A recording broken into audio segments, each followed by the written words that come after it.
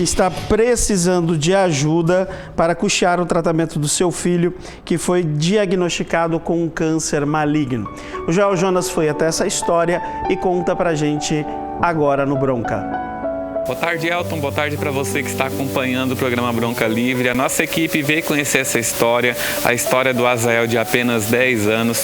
O Azael que ele foi diagnosticado com uma doença maligna, um câncer. E eu vou conversar com o pai dele, o Alexson. Primeiramente, Alexson, como que vocês descobriram, como que foi todo esse processo até então? Joel,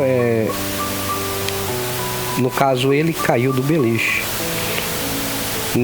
Na situação, ele, foi apenas para mostrar o que estava acontecendo, né? Ninguém estava no quarto, eu estava indo deixar o meu outro filho no colégio. Quando ele caiu, minha esposa correu lá e socorreu ele. E depois, quando ele tornou, ele falou que o braço dele não teve força e acabou caindo, bateu a cabeça. Quando nós fizemos os exames, os primeiros exames, não deu nada. Tinha 9 anos. Não deu nenhum problema. Fizemos uma tomografia, um eletrocefalograma. E aí, quando de repente ele, de uns dias, no terceiro dia ele começou a apresentar convulsões. E aí acabou que ele foi levado para o hospital, só que no hospital, na cidade onde a gente morava, não tem recurso, infelizmente, né? E aí aconteceu que, graças a Deus, nós conseguimos um dia levar ele para Porto Velho. Chegando lá, foi diagnosticado como epilepsia. Passaram a medicação, retornamos para casa, só que um mês e meio, mais ou menos, ele começou a ter convulsão novamente e aí aumentou, eram 5 vezes por dia. E aí foi aumentando e ele começou a chorar de dor de cabeça e vômito. E aí conseguimos, como em Nova Mamoré tem a telemedicina, e aí conseguimos uma consulta pela telemedicina e aí a médica, a neuropediatra, encaminhou ele para Porto Velho novamente. Chegando lá, a médica examinou e fez novos exames e aí deu que um tumor. Quando saiu a biópsia, deu maligno de alto grau, grau 4. E aí, quando foi encaminhado para o Hospital do Amor, foi feito uma cirurgia e aí depois, quando ia começar o tratamento, o tumor já tinha crescido novamente e aí depois foi feito mais.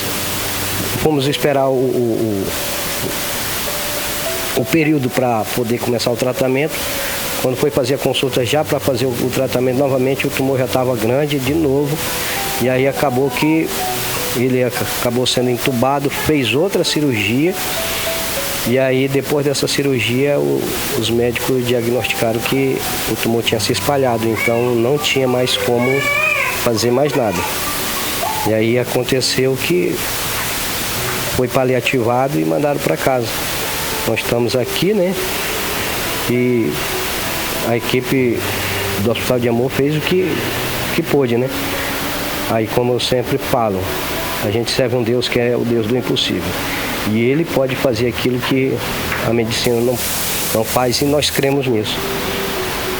Hoje, a dedicação sua e da sua esposa é total aos cuidados com ele, né? O tempo todo.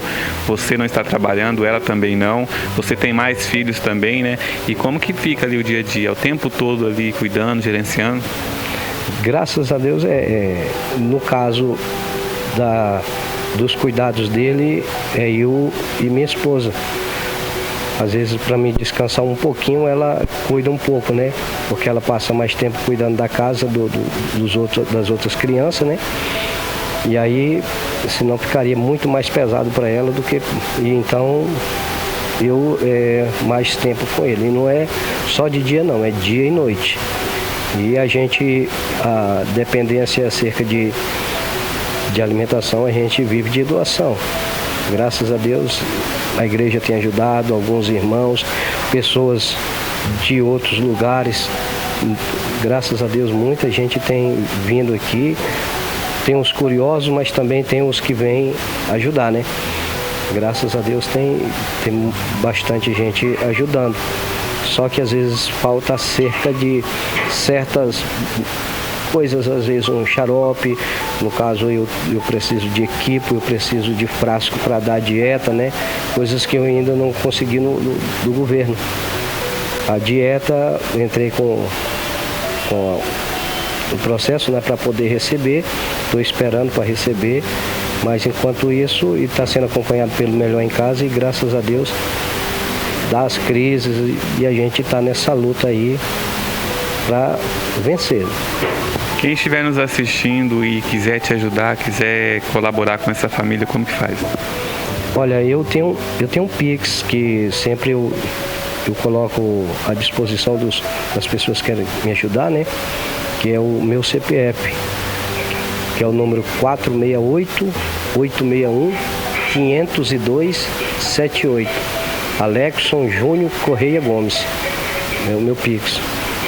Vocês, a família, foram desencantados pela medicina, mas eu queria que você falasse como que entra a fé em tudo isso.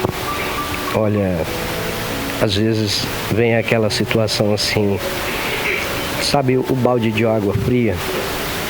Porque você tem uma estrutura, mas você é humano.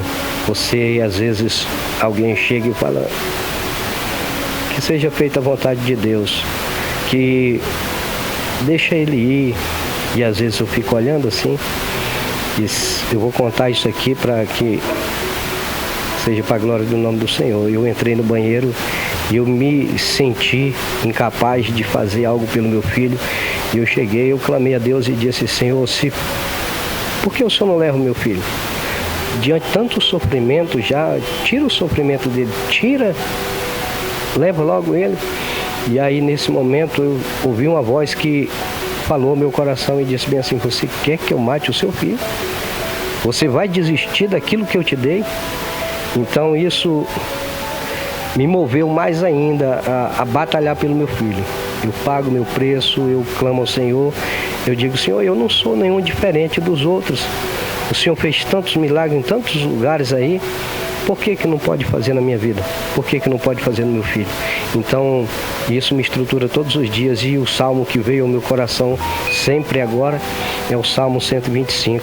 Os que confiam no Senhor são como os montes de Sião, que não se abalam, mas permanecem para sempre.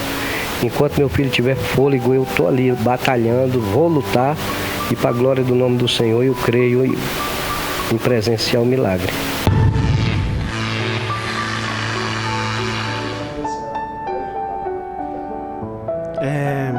Essa história mexe comigo pessoalmente também. Infelizmente eu tive uma prima que também teve esse mesmo diagnóstico, e o tempo é que levou, né? Não é uma situação muito fácil, né? Até algumas pessoas escreveram aqui que a gente pode fazer.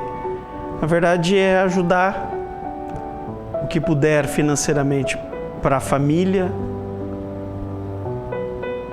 aproveitar os últimos momentos ou muitos momentos ainda com a criança.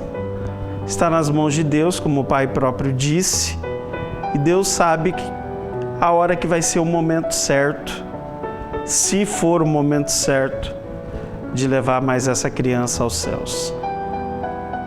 Então, você que está acompanhando o programa agora e que puder fazer a sua contribuição, a sua doação, o seu valor, pode fazer o Pix aí, eu acredito que seja o CPF, né? Que é o 468, acredito que seja CPF a chave. Então, se você for fazer a sua doação, informe que é um CPF a chave e faça a sua doação. Nesse momento, na verdade, é só ajudar para que a família possa ficar mais tempo com aquele que a gente não sabe qual é o tempo dele, né? Só Deus sabe o tempo nesse momento. Eu passei por isso, vivi isso, perdi a minha prima, uma prima com 15 anos de idade, nessa mesma situação, depois da última cirurgia, os médicos olharam e falaram: olha, não tem mais o que ser feito pela medicina. E aí você se agarra a viver os últimos momentos possíveis, a abraçar, a estar do lado, a querer ficar do lado, porque pode ser 1 ano, pode ser 1 dia, pode ser 2 anos, pode ser 5 meses. Quando os médicos nos dão esse triste diagnóstico, a gente não sabe se hoje é o último dia ou não. Então, quem puder fazer essa doação financeira para que esses pais possam ficar o máximo possível de tempo com seus filhos, com o seu filho. Algumas pessoas estão pedindo um endereço aqui, gostaria de saber qual é o endereço. O Beto do Café que está acompanhando. Beto, eu não sei se a nossa equipe puder passar o número do telefone, tem dele aí, do pai. Pode colocar no ar aí, para que quem queira ir lá, porque às vezes é uma visita, é uma palavra de Deus, é um conforto, é sentir-se respeitado, é sentir-se amado, é sentir que tem uma oração em prol a pessoa que a gente mais gosta naquele momento. Eu confesso que é uma história que mexe muito comigo pessoalmente, por ter vivido essa situação. E é muito similar ali, ele falando assim, caiu da cama e um problema na cabeça, né? E aí eu tenho certeza que os pais devem se perguntar, porque minha prima começou com um tumor no joelho, na perna, agora eu não lembro se é esquerda ou direita, ali lá no bairro Cristo Rei, setor 29, Avenida 1501, quem quiser ir lá visitar pessoalmente, está aí o endereço, na 1501, 1993. E aí a minha tia começou o diagnóstico logo após uma queda, andando de patins, caiu, bateu o joelho e logo depois veio o tumor, que era um tumor raro também. Você não está trabalhando ela? Que dá só em crianças e adolescentes o tumor. E aí ficou essa coisa do anexar o tombo, né? Quando ele contou a história do tombo, da beliche que bateu a cabeça, também lembrei na hora da história do tombo da minha prima também, e que depois veio o tumor e também veio a luta dela, que infelizmente ela foi descansar, morar junto de Deus. E eu entendo o que esse senhor falou, de às vezes querer o descanso e às vezes querer continuar, porque nós também vivemos isso. Também passei por isso pessoalmente.